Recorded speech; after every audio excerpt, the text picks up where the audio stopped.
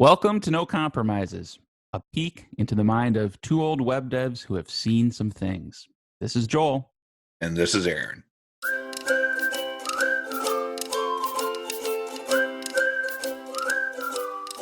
We recently had a code discussion that I thought might be interesting to bring onto the podcast. And it had to do with, I guess, maybe kind of a weird scenario, but I'll talk through it, get everybody up to speed as to like what the technical thing I was trying to do involved. And then the solution that we ultimately landed on, I think there's kind of a neat underlying principle that came from it. So I'll start by setting it up. So what was I trying to do? Well, I was writing a controller. I guess not really a controller, but it was receiving a webhook in a Laravel app, and it was a webhook from Twilio. And one of the things you're supposed to do as a good programmer is verify that they sent it, right? So there's like this whole verify signature method that they give you in their client. But in the docs, they called out, hey, we also include the body of the message in the verification. And Laravel and other web frameworks will automatically trim strings off of user input. And so don't do that because your signature will fail. So the point is that in order to make the signature to check the validity of the webhook, you have to take the body message and other things and make a signature and then compare it. Okay. Correct. Right. So if the payload was altered by Laravel as part of the trim strings middleware, which is a great thing. There's a reason it's in the global middleware, and it's like a very sane default to have on your projects. But in this one particular instance, it could potentially have broken things. Now, again, I know, Aaron, you and I started out by arguing like, well, why would we even let somebody send a message with leading and trailing strings? And like, well, we don't control the client. Like there was another way to maybe tackle this, but I ultimately decided, no, we have to solve it purely on the server side, which means how do we disable the trim strings middleware just for this one route of this one webhook handler? Is that a fair setup? Yeah. I like how you made that discussion sound so pleasant too. Like, why would anyone do this? No, yeah. It was a valid question too, Aaron, but this was like, I think it was even like a Saturday night or something. I'm like, I just have to fix this. Like we got to get this done. So here's where I went first. And this is maybe I'll just say I'm everyman developer, and maybe I'm not alone in reaching for a solution which would work. It would work. Like, I don't think you disputed that, Aaron, but probably wasn't the right way to go. And so I said, well, first of all, just to point something out, there is ways in the routes to remove middleware for a specific route, but that does not work with global middleware. It only works with route-based middleware groups. So anyways, I said, well, I guess we could just move trim strings out of global middleware and make it a route-based middleware, right? Like it wouldn't be that hard. You could just delete it from that one line in the kernel or wherever that is where we set up the routes. And then in the routes file, you just wrap everything you have and put it back. And now I can do without middleware on it, just that one call. And so, Aaron, why did you not like that solution that I came up with? I'm already rubbing my face right now. Well, at the time, and it's great to look back at this because we sugarcoat and bring this down a little bit. But at the time, I was like, Joel, just stop lighting everything on fire. Like I was like, this I is remember that expression. This is such an explosive solution to what is I think a relatively simple problem. Yeah. So I didn't really have much of like a concrete example of like why not to, as much as it really seemed like for this one piece of code in one place only, we now have to change a core functionality of how our project is set up for everywhere else. And I was like, I just don't know if that's the right thing. It just feels wrong. Like, I don't think there's anything wrong about what you said. Like we could have done that, moved it from global middleware, whatever. But I just didn't like the idea of now I had to kind of think about like, now I have to manage that another piece of middleware when every other project I have, every other single one, it's the global middleware applied, and I never think about it again.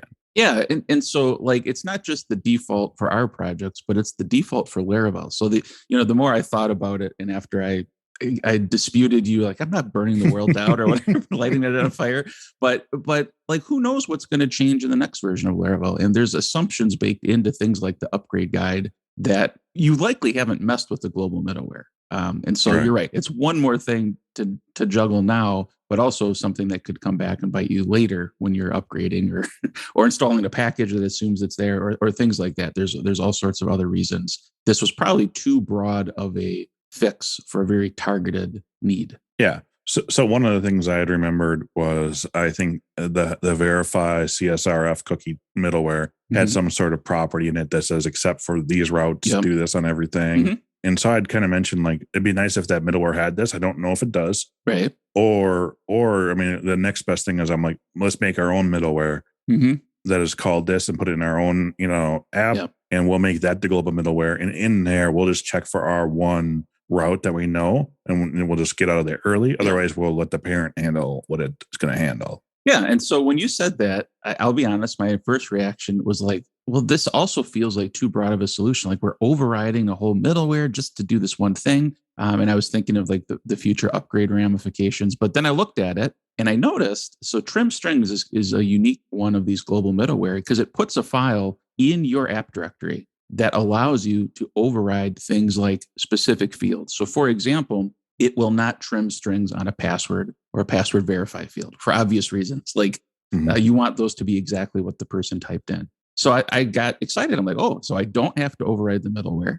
I'll just use this file here. It's already like an extension point given to us. But I quickly realized there wasn't a way in that file to do it for a particular route. So then I kind of went back to the drawing board. Right.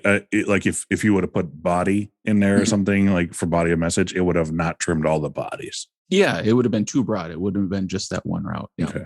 Yeah, I thought about that, but because there was only one field in this API webhook payload that was user generated content that could have had leading and trailing strings. So that could have been a way of doing that. But I think it was a generic field like message, which was probably way too broad to not want to trim that everywhere else in our application. So, anyways, I dug in to the I want to step back. I looked at the docs, right? I'm like, this, I can't be the only person that has wanted to do this. And apparently I am, but there was nothing in the docs about this. And so I just kind of dug into the trim strings middleware itself, just to, sometimes there's things in there that can give you a clue. And I found something. So there was in the, I forget if it's handle or what it's called, but wherever it does the actual trimming, where it looks at the fields to skip, there's also a thing where after it's done, it looks at just another callback. I think it was called, I forget what the name of the property was, but I could tell it was looking for something else. So then I'm like, well, where does that get set?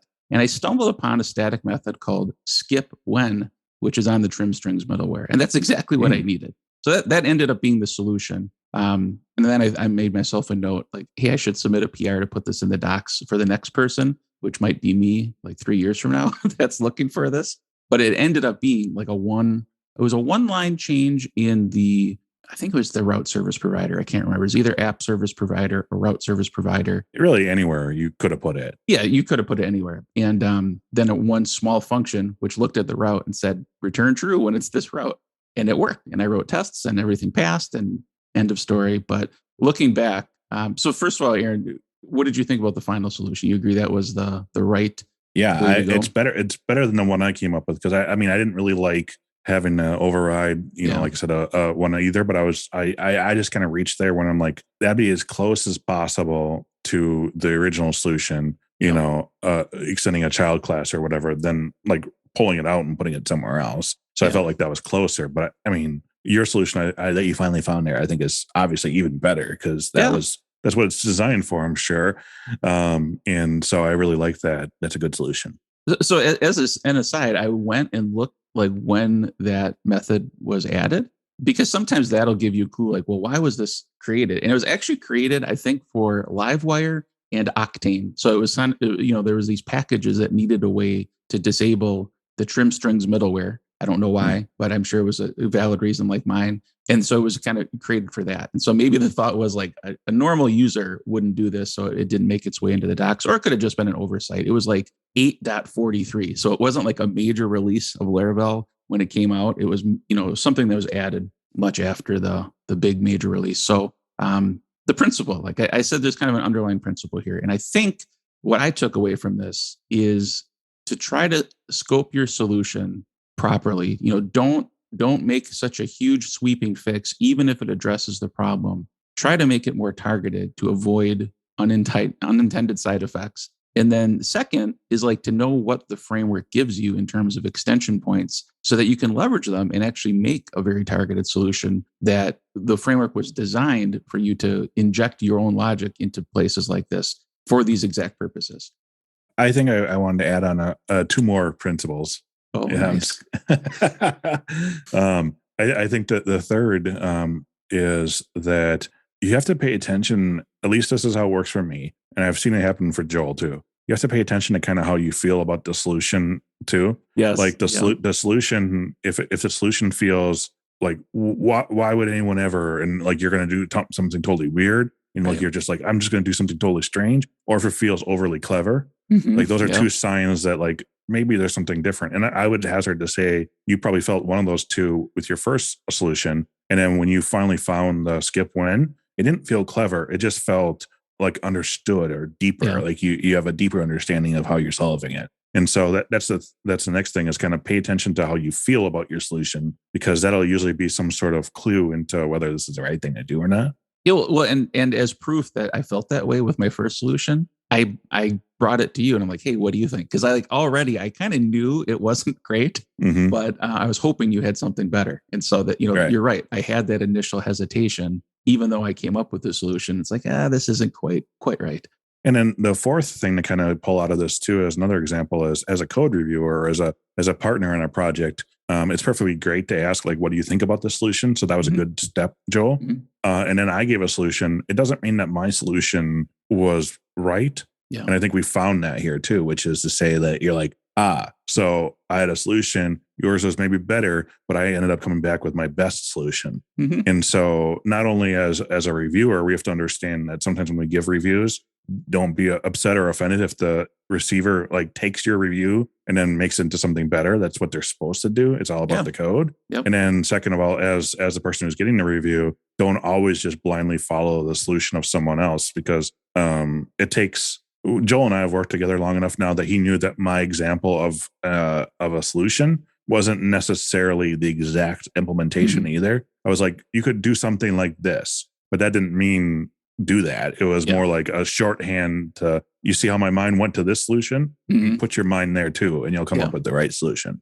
It was like, definitely don't do the thing you want to do. Here's something else you might want to try. Right.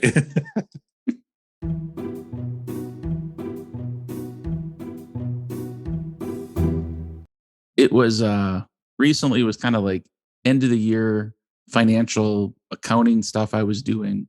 And I was working with a guy, and really good accountant, and he wanted me to move some money. And I said, okay, where can I log on and do that? And he's like, oh, you have to send a check. And as I'm writing out the check, I'm just thinking, like, this is kind of a weird way to move money around. Like, just as I was writing out, and there's like weird things you do on the check where you like write out the number of cents, so maybe this is an even amount of $1,000 or something, but you have to write out the 00 because what? I don't know. Like the person I'm sending it to is going to be like, I'm going to add 50 cents to this. You know what I'm talking about? When's the last time you wrote a check, Aaron? Is this totally foreign to you? Yeah. I'm like, I guess I put no cents if I do zero. Like I don't like do 00 over 100. But I guess they could add a 1 and make it 100 cents, and then they get an extra $1 out of you. Or well, it is so weird. I mean, I guess the biggest security thing about that is it takes forever for it to process. Yeah. I mean, otherwise it's just a piece of paper with some numbers on it where you're like, trust me, these numbers I want over there. Right. Which I guess is all we really do online anyway, too. We're like, click, and now money is different. Yes. Yeah. Well, I had to send out 3 of these, and one of them I forgot to sign.